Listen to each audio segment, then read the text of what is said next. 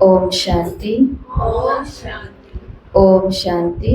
ओम शांति। तो मम्मा की हम मुरली सुन रहे हैं 84 जन्मों की कहानी, जिसमें कल हमने सुना कि मम्मा ने कहा कि हमने देह से रिलेशन जोड़ा और देह के संबंधों से माना रावण से रिलेशन जोड़ा, इसलिए उसका फल मिला कि हम दुखी हुए।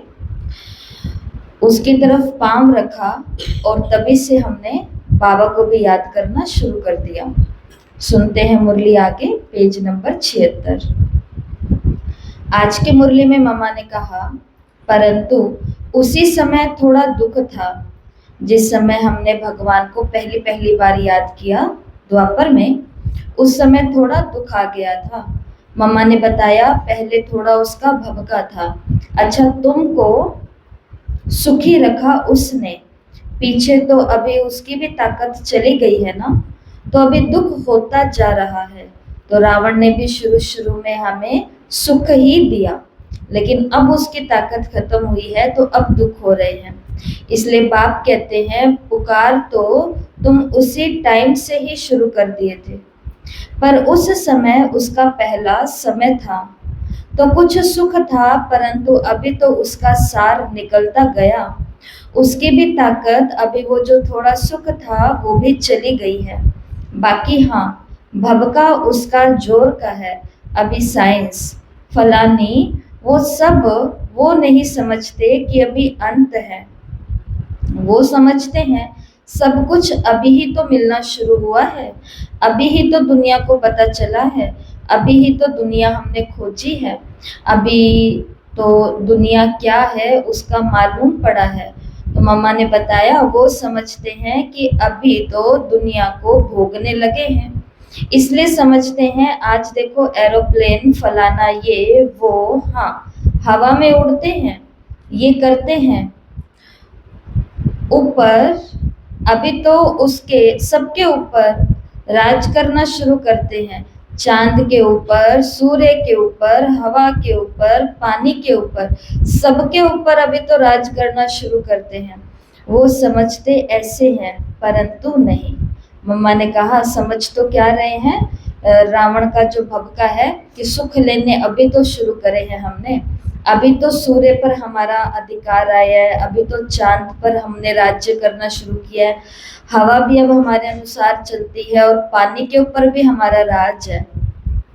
मम्मा ने कहा नहीं, बाप कहते हैं ये तो सब तुम्हारे ऑर्डर में चलने वाले हैं, लेकिन वो कैसे चलेंगे जब तक तुम अपने कायदे पर अथवा अपनी धारणाओं के ऊपर, जो तुम्हारी श्रेष्ठता है उसके ऊपर आएंगे। तो ये तो सब तुम्हारे सब सेवाधारी अपने आप ही तुम्हारे ऑर्डर में काम करेंगे, तो फिर हमें सूर्य, चांद, हवा, पानी के ऊपर राज करना नहीं पड़ेगा। जब आत्मा अपनी धारणाओं में श्रेष्ठ बनेगी तो ऑटोमेटिक मम्मा ने कहा ये सभी हमारे ही ऑर्डर में चलेंगे। तो ये सभी चीजें बैठ करके बाप समझाते हैं, तो ये सभी बुद्धि में रखने की है कि हम बाप से सभी, वो गीत भी है ना एक, तो ये सब कि मेरे हाथ में ही होंगी, ये सब चीजें मेरे ही हाथ में होंगी, चांद की, सूर्य की, ये सब की तेरे हाथ में ही होगी, पृथ्वी की, आकाश की तेरे हाथ में होगी। तो देखो ये सब वाघे अभी हाथ में मिलती है, सारी बागदौड़, सारी राजाई हमको हाथ में मिलती है। एक पृथ्वी, एक आकाश, तो उसमें एक राज्य, एक धर्म बहुत है। तो देखो टुकड़े टुकड़े कर दिए हैं ना, पृथ्वी एक है लेकिन उसके कितने टुकड़े कर दिए हैं, आकाश एक है लेकिन उसके भी टुकड़े टुकड़े कर दिए हैं, क्योंकि बहुत हो गया है।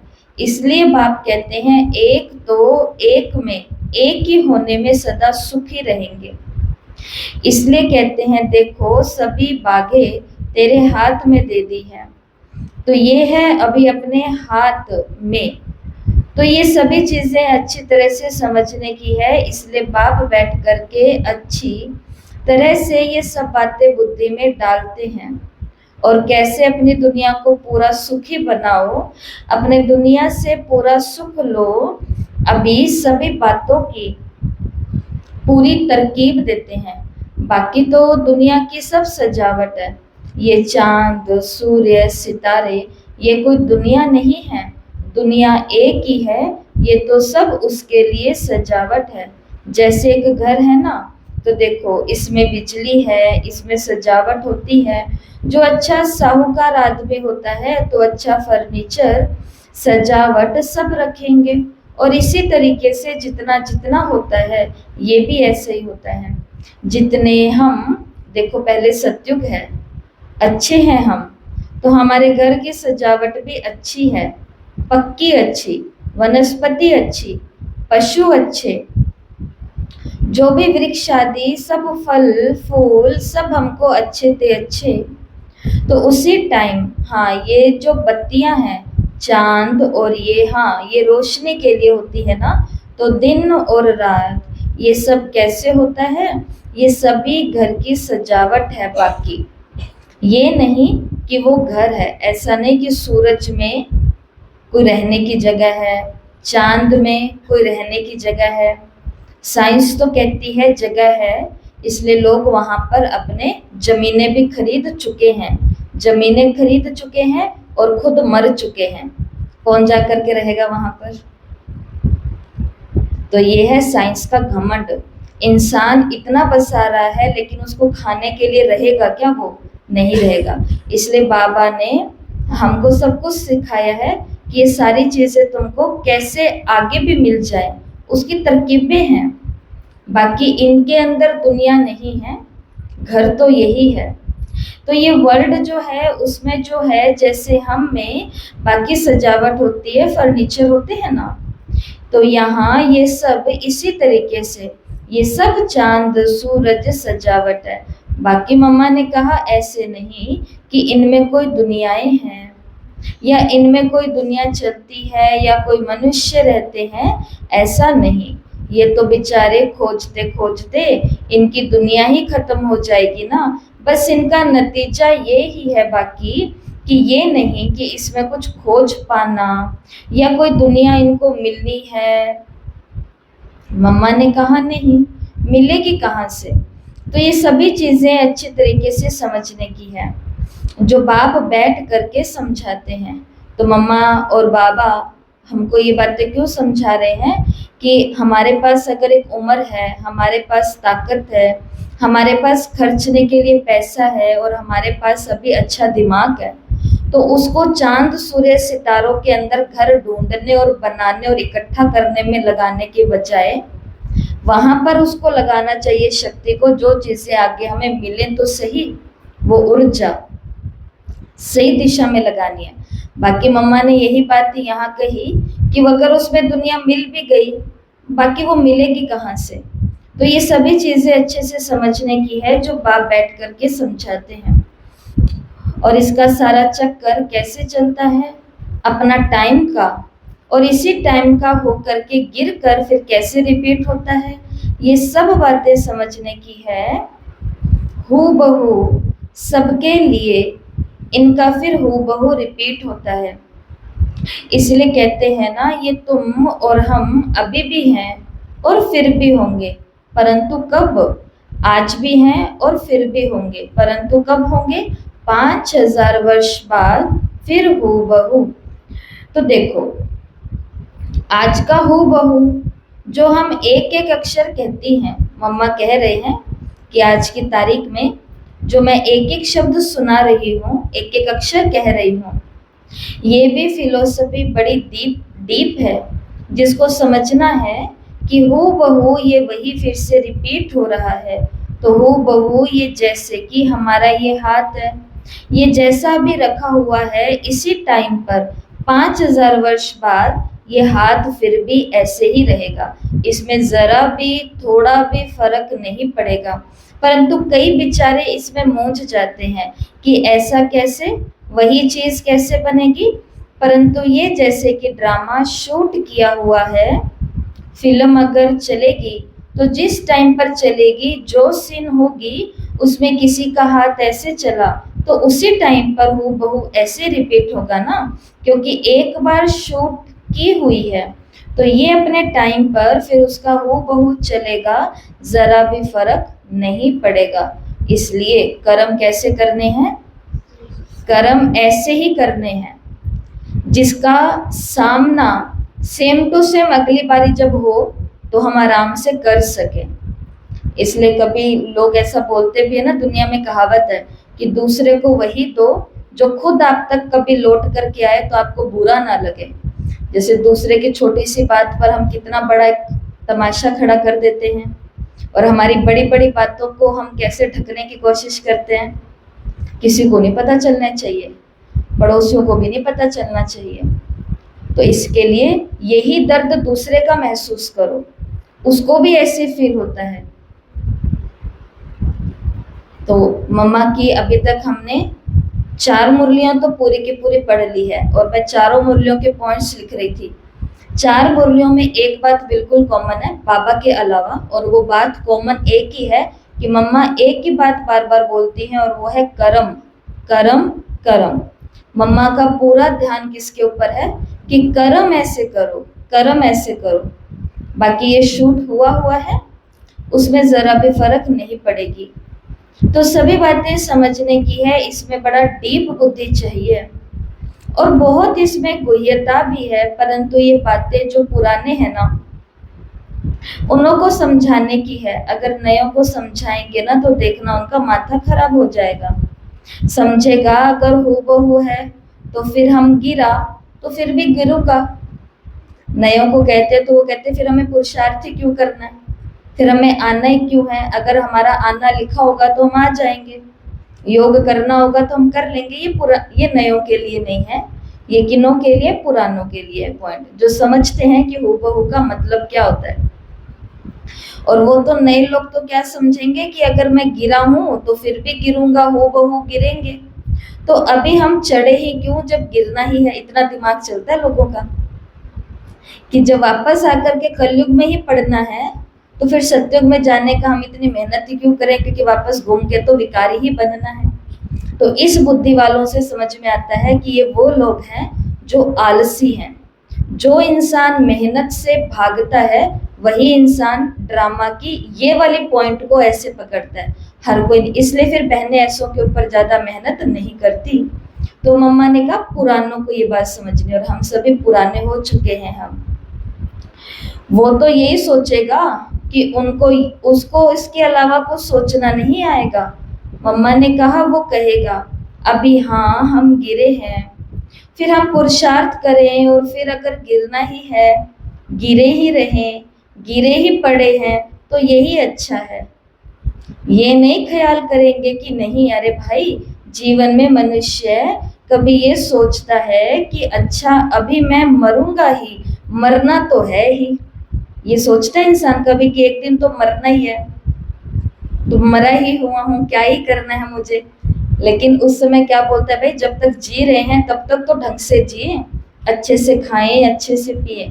तो गिरना तो है ही, जब कलयुग आएगा तो गिरेंगे, अच्छे से गिरेंगे। लेकिन चढ़ने की सीजन चल रही है तो चढ़ के भी तो देख लें चढ़ने का क्या सुख होता है। क्या सुख है चढ़ने का? चढ़े तो चाखे वैकुंठ रस, चढ़ गए ना तो वैकुंठ के रसों को टेस्ट करेंगे। और बाकी गिरे तो हैं ही, गिरना तो है ही। मम्मा ने कहा अच्छा फिर मनुष्य भाई अगर ऐसा सोचे कि मरना तो है ही तो उसके लिए कुछ ना कुछ बैठ करके करूं, बस मरना है, खाली यही सोचता रहे मरना ही है। तो ना कुछ कमाऊं, ना कुछ खाऊं, ना पढ़ूं, ना लिखूं, ना कुछ करूं, बस ऐसा मनुष्य कभी करता है क्या? ऐसा कभी करता है?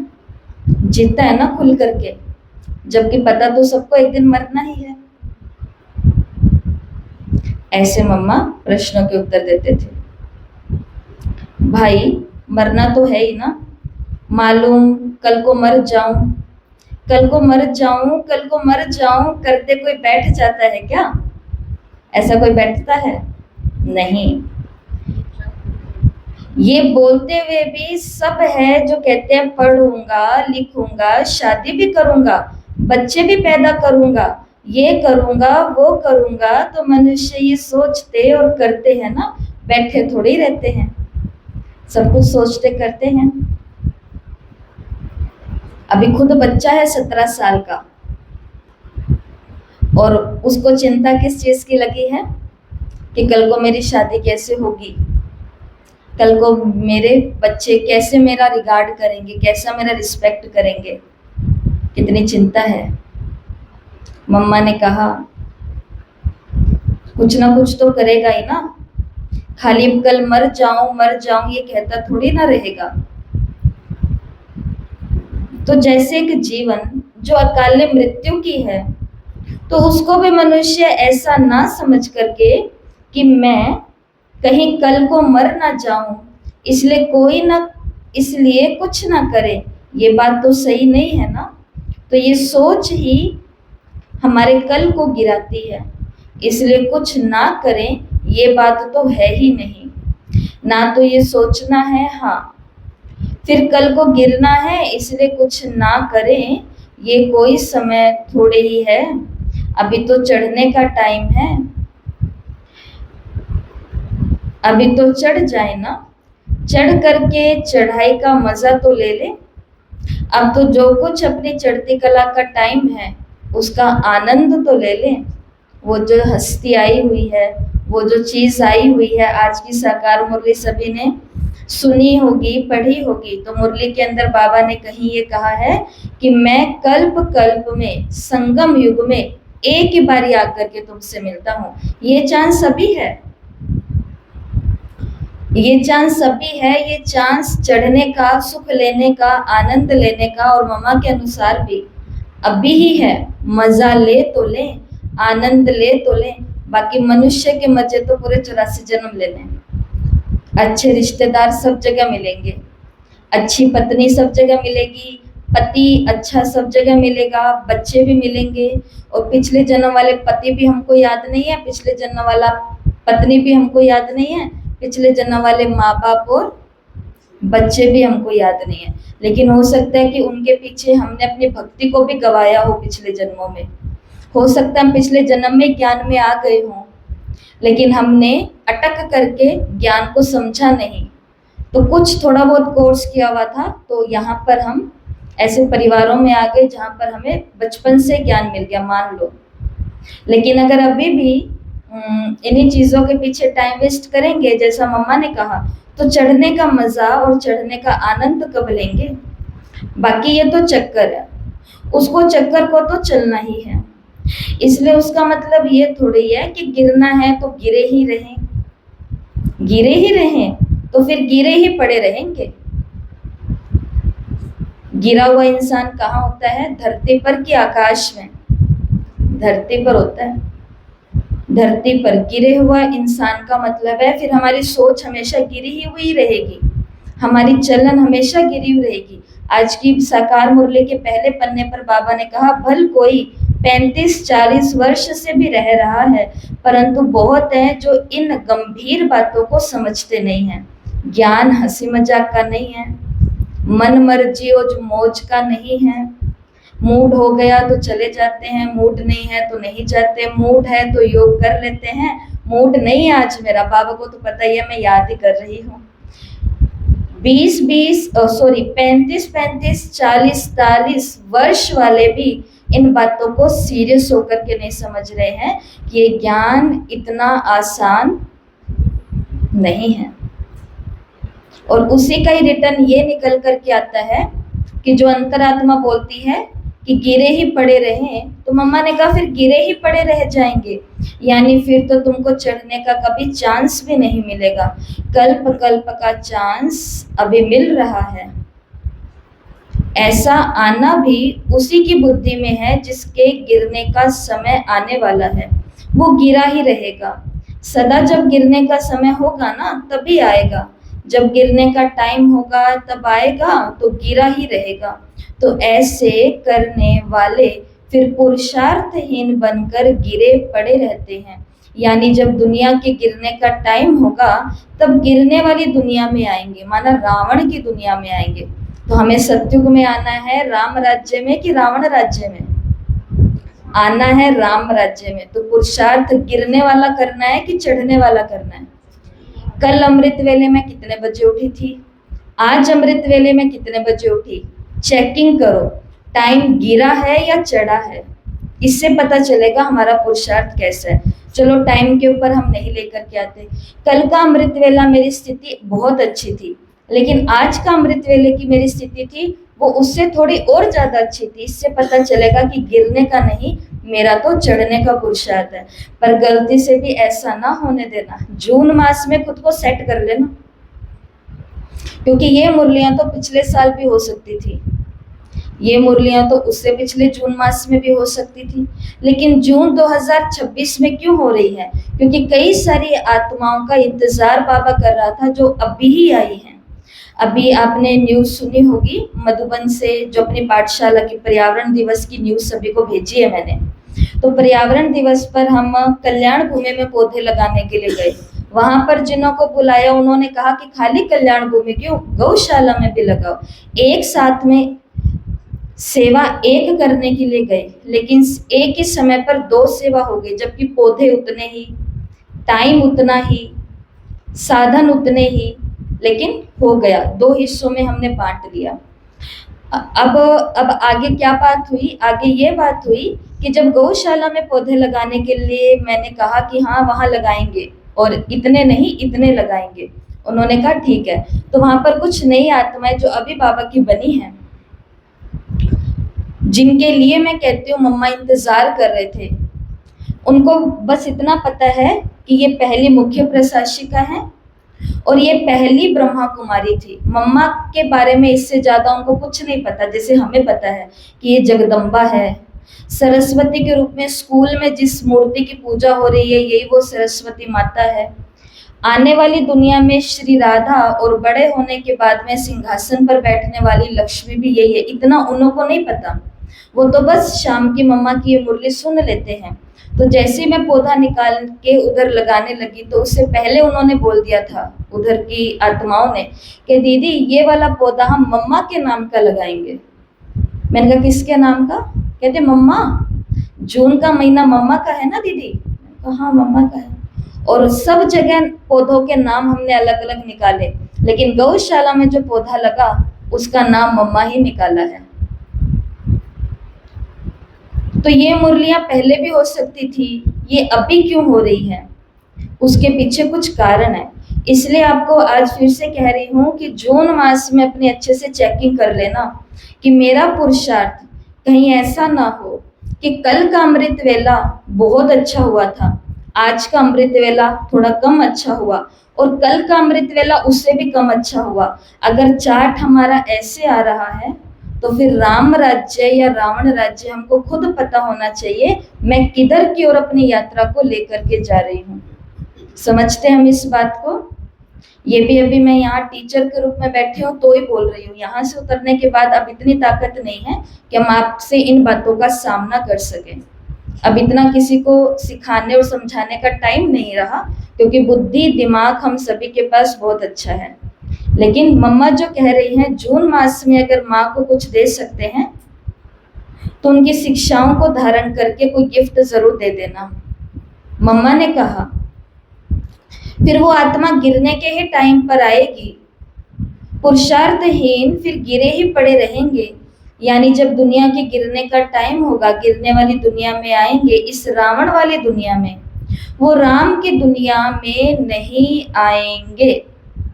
तो बताओ गिरने का पुरुषार्थ करना है या चढ़ने का? चढ़ने का ही करना है। पुरुषार्थ शब्द गिरने से जुड़ा ही नहीं हुआ है, वो चढ़ने से जुड़ा हुआ है। तो हमको तो राम की दुनिया में आना है। मम्मा ने कहा तो वो फिर गिरा पड़ा रह गया ना, मानो उसने अपना लक नोंद कर लिया। और मम्मा ने रहस्य बताया 84 जन्मों की कहानी का। उसने अपना भाग्य खुद नोंद कर लिया कि जब जब कल्प का संगम आएगा उसका चढ़ने का नहीं, उसका गिरने का पुरुषार्थ होगा। ये एक कल्प की नहीं, ये कल्प कल्प की बाजी है, ये कल्प कल्प का सौदा है। मम्मा ने कहा उसने अपना लक नोंद कर लिया, वो गिरा ही पड़ा रहा, वो सदा ही गिरा रहा, तो उसने अपना गिरा हुआ ही बना लिया। परंतु नहीं, हमको अपना अभी है चढ़ने का चांस, और चढ़ने का चांस अभी हमारा पूरा है, और हम इतना भाग्य अपना बना सकते हैं तो क्यों ना बनाएं। क्यों हम अपना गिरने में ही रखें, क्यों नहीं हम चढ़ने में रखें? तो ये तो अपने अकल की बात है ना। इसलिए बाप कहते हैं बच्चे अकलमंद बनो, समझदार बनो। सो के खा के हम अपने टाइम को वेस्ट नहीं कर सकते। सोने का टाइम सुबह अमृत वेले हमको मिलता है, पूरे दिन में नहीं मिलता। सोने का टाइम रात का होता है, रात को सो, भाई लोग सोते हैं दिन में, लेकिन माताओं के पास सौभाग्य है कि वो दिन में 2 घंटा 1.5 घंटा सो सकती है। राइट या रॉन्ग? राइट है। तो हमको 2 घंटा वैसे ही एक्स्ट्रा मिल रहे हैं, तो उसके हमको थैंक्स करना चाहिए कि हम इस कॉस्ट्यूम में आए, नारी के वेश में आए, तो घर के अंदर रहते हैं, इसलिए दिन में 1-2 घंटा झपकी ले लूं। बाकी अमृत वेले ही मुझे नींद आती है, मुरली क्लास के समय मुझे सोना होता है, इसको अक्लमंदी तो नहीं कहा जाएगा, बेसमझी कहा जाएगा ना। इसलिए प्यारी माँ ने, प्यारी मम्मा ने हम अपने छोटे छोटे बच्चों को कहा कि अब अक्लमंद बनो। ऐसा नहीं हो कि कोई, यहाँ पर फिर आगे बात ही नहीं कही मम्मा ने, डैश डैश आ गया। तो ये बातें बहुत गुह्य हैं, बहुत गहरी हैं।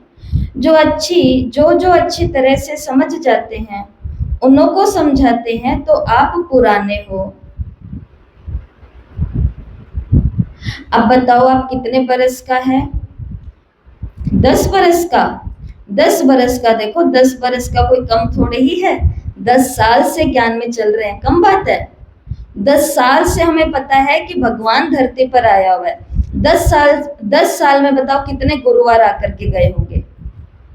हर महीने में 1 गुरुवार आता, हर महीने में 4 गुरुवार आते हैं, तो 12 महीने में कितने हो गए? 48 हो गए। और 10 साल में कितने हो गए? 480 हो गए। 480 गुरुवार थे मेरे पास ब्राह्मणों को जिमाने के लिए, खिलाने के लिए। 480 गिने थे क्या अभी हमने? तो 480 गुरुवार आए मेरे पास भगवान के घर पर बर्तन मांजने के। 480 गुरुवार आए मेरे पास अलग अलग जगह क्लासों में जाकर के भगवान का भोग सभी को बांटने, सर्व करने के, सेवा करने के, आदि आदि जो भी बातें। अभी कल गुरुवार आने वाला, अभी तैयारी करनी है, इसलिए मेरे दिमाग में गुरुवार ही है और उदाहरण नहीं आ रहा। तो माना 10 बरस अगर हमको हो गए, तो मम्मा कह रही है 10 बरस। बच्चा बोलता है कि मम्मा मैं तो अभी 10 साल का ही हूँ ज्ञान में। तो मम्मा ने कहा 10 साल कोई कम थोड़े होते हैं। 10 साल हमारे जीवन के 10 साल वो हम कहाँ लेकर के गए हैं? तो बड़े हो गए हैं अभी हम। 10 बरस में देखो बूढ़े हो गए। आए थे तब जवान थे ना ज्ञान में। माताएं ऐसे कहती हैं कि जब आए थे तब 40 के थे और अब 50 के हो गए, तो थोड़ा थोड़ा दुखने लग गया। तो 10 साल में मम्मा ने कहा क्या हो गया? 10 साल में बूढ़े हो गए हो। बूढ़े का मतलब ये संगम की आयु बहुत छोटी है ना। इस संगम की आयु में तो 10 बरस कोई कम नहीं होते हैं। इसमें 10 बरस में तो बहुत आगे बढ़ने चाहिए थे, लाइट बहुत आ जानी चाहिए थी, तो इतना तेज होना चाहिए था। जो तो ऐसे जो यहाँ हैं उन्हों को थोड़ा ये बातें समझाई जाती है, नहीं तो नयों के लिए उसका माथा चक्कर में आ जाए, उसका उल्टा कोई ना ले। इसलिए नयों को ये बातें नहीं समझाई जाती। नयों को बहुत युक्ति से समझाई जाती है सारी बातें। नयों को भी कैसे बातें समझानी है, क्या समझाना है, उसका तो खाली बाप का रिलेशन समझाओ नए के लिए। तो उसको ये बहुत बातें तो समझाने की नहीं है। ड्रामा वगैरह ये सब बातें कोई नयों को नहीं देनी है, सिवाय बाप के रिलेशन के, क्योंकि उसका तो अभी रिलेशन बाप से ही टूटा हुआ है ना। उसको जुटाने का, उसको हिंट देनी है, और उसको तरीके देने हैं, उसको राय देनी है कि तुम्हारा रिलेशन उस बाप के साथ होना चाहिए। वो हमारे पिता हैं, पिता से तो फिर पुत्र का संबंध होना चाहिए ना। तो संबंध कहाँ है फिर? पिता है तो तुमको उससे क्या मिलता है वो मालूम तो होना चाहिए ना तुमको, कि क्या उससे लेने का है, तो उसको टेम्पटेशन बढ़ेगी कि बाप से मुझे कुछ मिलना है। नयों को ज्ञान सुनाओ, तो बाबा समझा रहे हैं नयों को पुरुषार्थ की ज्यादा सारी बातें और ड्रामा की सारी बातें नहीं बतानी है। नई आत्माओं को केवल ये बताना है कि भगवान हमारा पिता है, हम भगवान के बच्चे हैं। हम जब मेडिटेशन करेंगे, हम जब योग करेंगे, हमें क्या क्या मिलेगा। अभी 3 बच्चे आकर के गए, तीनों बच्चों को मैंने बस इतना ही पूछा, हम मेडिटेशन करते हैं? एक ने कहा हाँ, 2 ने कहा तो उनका मुंह ही ऊपर नहीं हुआ, वो नीचे थे क्योंकि पहली दफा आए। फिर उनको जैसे और बातें बता रहे थे, उनका मुंह ऊपर ही नहीं आ रहा था। एक ही बात बोली कि भगवान से अगर हम बातें करेंगे ना, सिर्फ आके यहाँ पे हम बैठ भी जाएं और बाबा से अपने मन की बातें करें, बाबा हमारी हर बात को सुनता है और बाबा हमें फिर वैसे वैसे करने की राय देता है। ऊपर मुंह कर करके बाबा को देखने लगे कि अच्छा यही वाला बाबा। तो मम्मा भी हमको युक्तियां सिखाते हैं कि नयों को क्या सिखाना होता है, ताकि उनको टेम्पटेशन बढ़े, उनके अंदर में जिज्ञासा बढ़े कि मुझे बाप से कुछ मिलना है। बस मिलने की बात तो आजकल कोई भी सुनता है, मिलना होता है तो झट पकड़ लेता है। जहाँ मिलने की बात होती है वहां अपने आप पहुंच जाते हैं। खाली मिलने की बात ही बताओ किसको, हाँ, परंतु क्या है ये मिलना जरा इन आंखों से नहीं देखते हैं ना, फिर तभी तो फिर बेचारे ही जाते हैं। वो समझते हैं जैसे नए पैसे हाथ में कोई मिले ना तो देखें फिर कैसे पकड़ लेंगे, सब छोड़ करके बैठ जाएंगे ना। परंतु अभी तो वो नए पैसों की तरह की यहाँ कोई चीज नहीं है।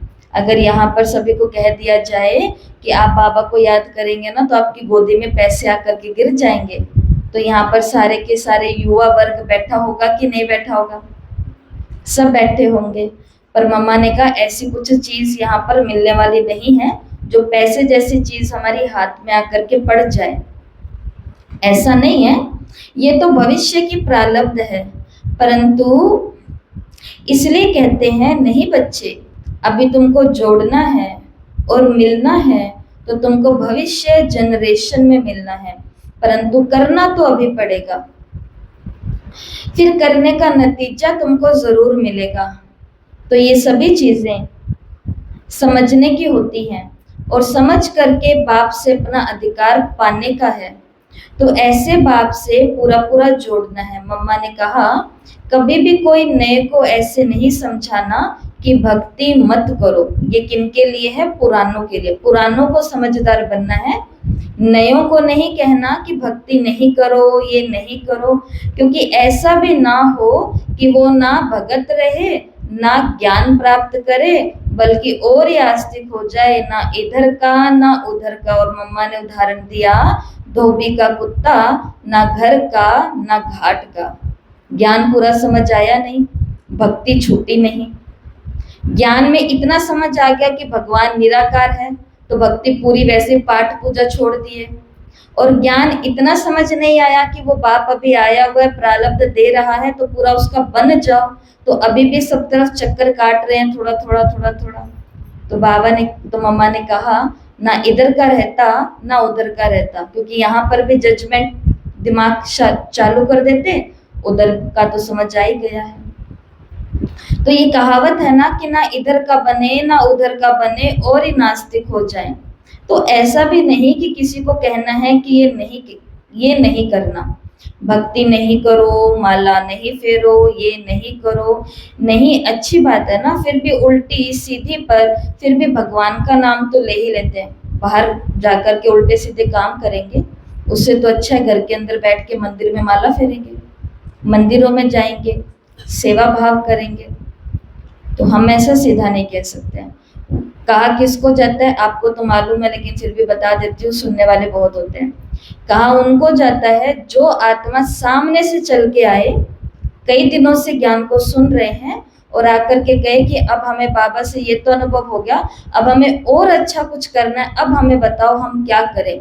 जब आत्मा खुद आकर के हमसे पूछती है हम अब और क्या करें दीदी, तब उनको कहते हैं कि अगर आप चाहो तो खान पान का ये काम कर सकते हो, क्योंकि अब वो आत्मा तैयार है त्याग करने के लिए, क्योंकि जितना उनको बताया उससे उनको प्राप्ति होने लग गई है।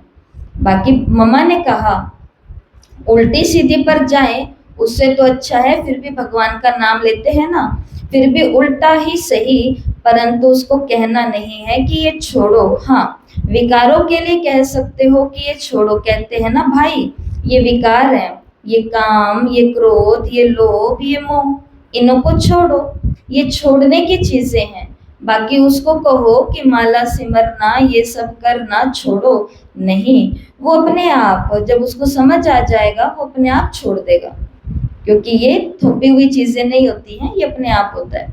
देखो हम सब भी तो करते थे ना, जितनी भी दादियां थी आपको पता है सबके पास ठाकुर था उस जमाने में। आजकल तो लोग रखते हैं, शौक हो जाता है उनको देखते देखते। जैसे हमें भी याद है हम लोगों में तो मूर्ति पूजा होती ही नहीं थी, लेकिन हम किसी के घर गए थे, घर गए नहीं थे, घर के आगे से बस निकले थे, तो घर की वो एक लेडी थी, वो आगे इतने से क्या बोलते हैं, हम तो उसको टब बोलते हैं, उसके अंदर बैठ के छोटे छोटे कपड़े धो रही थी, और आगे गली के अंदर एक छोटा सा पाटा रखा हुआ था, उसके ऊपर इतने इतने मुकुट और ये सब रखे हुए थे। तो मम्मी के साथ हम गली से जा रहे थे, उम्र थी 11 साल, तो जा रहे थे तो तब देखा, 11वीं क्लास में पढ़ते थे, उम्र थी 16 साल, तो जब जा रहे थे तो देखा था। और फिर जाते जाते आते आते फिर मम्मी को बोला आंटी के घर चलते हैं, और चले गए आंटी के घर। फिर उनसे ये पूछने के लिए गए थे कि ये कपड़े किसके हैं, और फिर जन्मदिन आया अक्टूबर में, और गिफ्ट कुछ नहीं मांगा, कपड़े नहीं चाहिए, ये नहीं चाहिए, सैंडल भी नहीं चाहिए, मेरे को तो गोपाल चाहिए। और तब जीवन में एंट्री हुई गोपाल की भक्ति की, जो हमारे खानदान में लड्डू गोपाल की भी किसी ने नहीं की, उसके बाद में सबने शुरू कर दी। फिर उसके बाद शिव बाबा आए तो शिव बाबा की भी कोई नहीं करता था, फिर शिव बाबा की कर दी। दादियों के साथ यही हुआ था, सभी दादियों के पास में अपने अपने ठाकुर थे, सभी किसकी पूजा करते थे, ठाकुर जी की पूजा करते थे।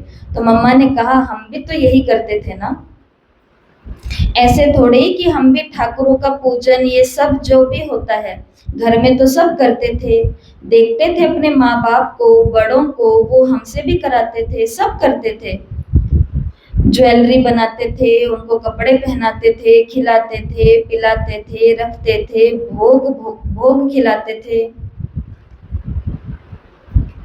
वो समझते थे अच्छा अच्छा, कभी कभी उनको बना करके खिलाते थे, फिर समझते थे कि ये भोग तो फिर हम भी खाएंगे ना, अच्छा अच्छा खिलाते थे, परंतु फिर खा तो हम ही जाते थे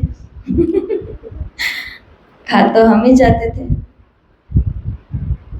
तो ये सब करते थे ना, लेकिन जब समझ में आ गई तो अब कहते हैं कि ये तो हम गुड़ियों का खेल करते थे, कृष्ण के जैसे बनने का तो कभी लक्ष्य नहीं आया था, लेकिन उसके साथ में ये सब कुछ करना बहुत अच्छा लगता था।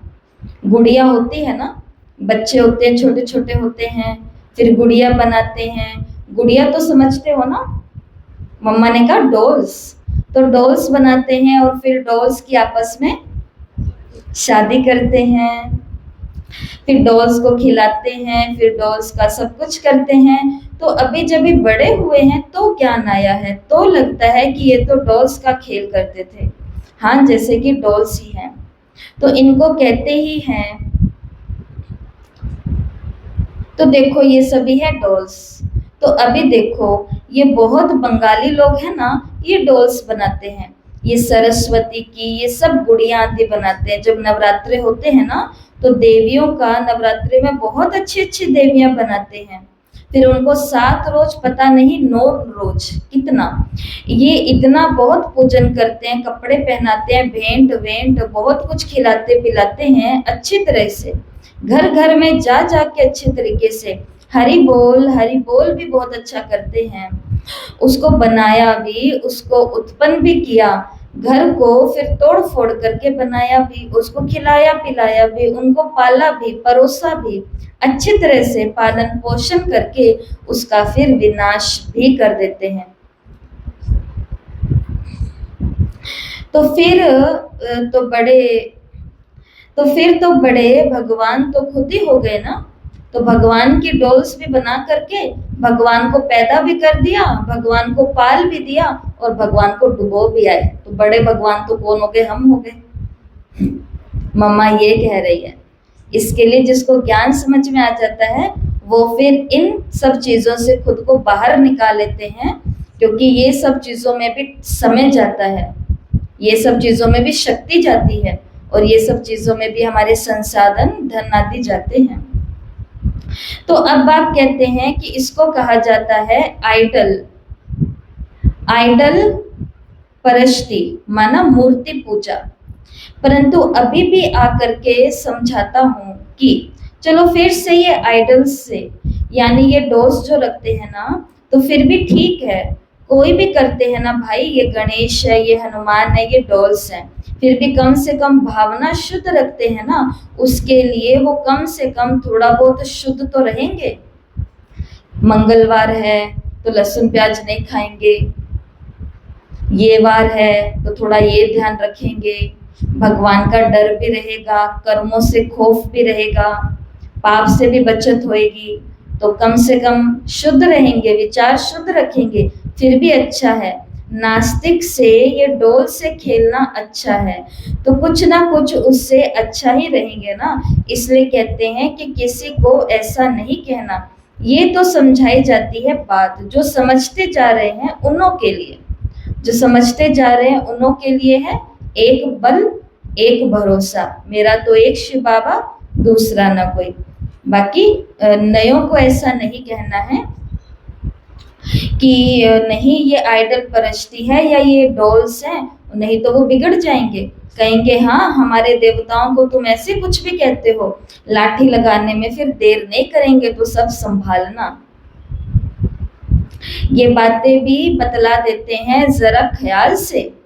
कभी कभी कोई आते हैं ना, यहाँ भी जोश करते हैं आकर के, वो सर्विस के जोश में, परंतु नहीं, पहले तो विकारों को, हाँ जो गंदगी पहले है, पहले तो वो गंदगी छुड़ानी है, फिर भी पूजने में लगे हुए हैं तो कुछ ना कुछ तो उससे अच्छे ही रहेंगे ना। तो फिर विकार तो बहुत गंदी चीज है, तो पहले तो ये गंदी चीजें छुड़ानी है। भक्ति छुड़ाने से हमें कुछ नहीं मिलेगा, लोगों की भक्ति छुड़ा जाएंगे और सबको बोलेंगे वाह इसने शिव बाबा बोला मुझे मजा आ गया, कर्म उनके अभी भी गंदे ही हैं।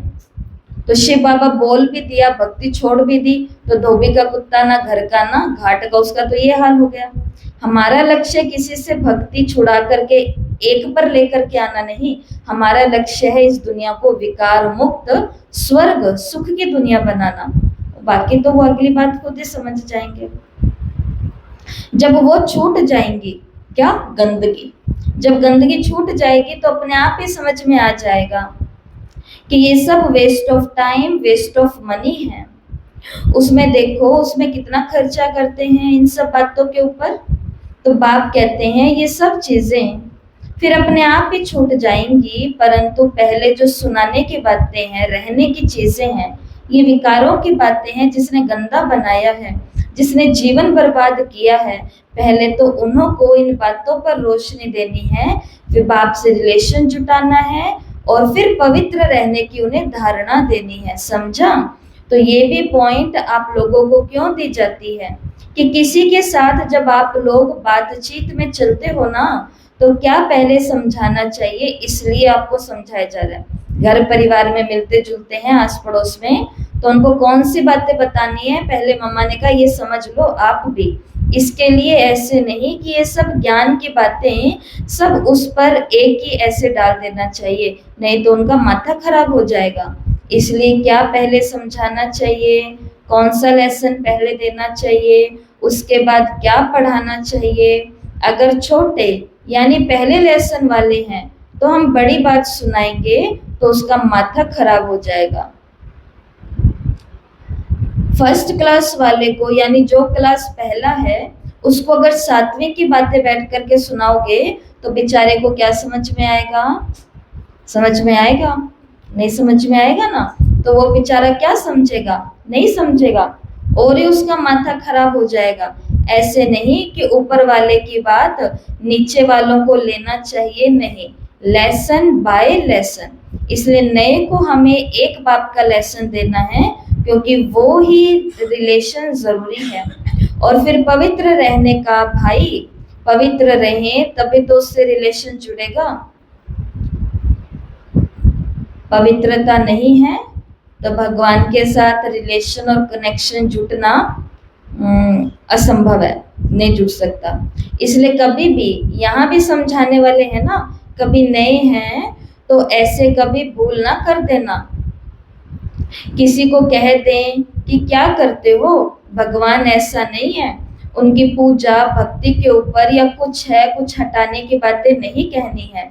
तो अपने आप जब भी आ जाएंगे, समझ में आ जाएंगी, बतलाएंगे। जैसे बच्चा होता है ना छोटा, छोटेपन में डॉल से खेलता है, फिर जब बड़ा होता है तो ये खेलना अपने आप ही बच्चों का छूट जाता है। वो गुड़ियाएं कहाँ हैं, किसको याद रहता है, छूट गया। छोटे होते हैं तो खिलौने से खेलते हैं, जब बड़े हो जाते हैं तो खिलौने तो अपने आप छूट जाते हैं। तो ये खिलौनों का खेल अपने आप छूट जाएगा, बड़े होते जाएंगे, समझ आती जाएंगी, खेल अपने आप छूट जाएगा। और अभी छूटने का ही है, देखो छूट ही जाता है ना। फिर आकर के वो चैतन्य डॉल्स खेलने का आता है कि हमको चैतन्य डॉल्स बनाए, यानी चैतन्य में देवता बनाए।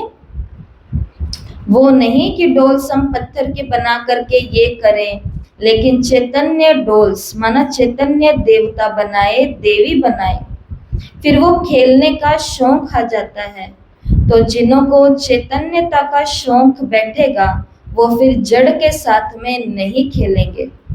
जिनको देवताओं के जैसा चरित्र धारण करने के शौक पैदा हो जाएंगे कि मैं कैसे खाऊं, कैसे सोऊं, देवता कितने बजे उठते हैं, देवता आपस में कैसे रिश्ते बनाते हैं, ये शौक आ जाएंगे तो वो खेल अपने आप छूट जाएंगे और वो शौक फिर चले जाएंगे। फिर आता है मनुष्य से देवता, भगवान आता है मनुष्य से देवता बनाने।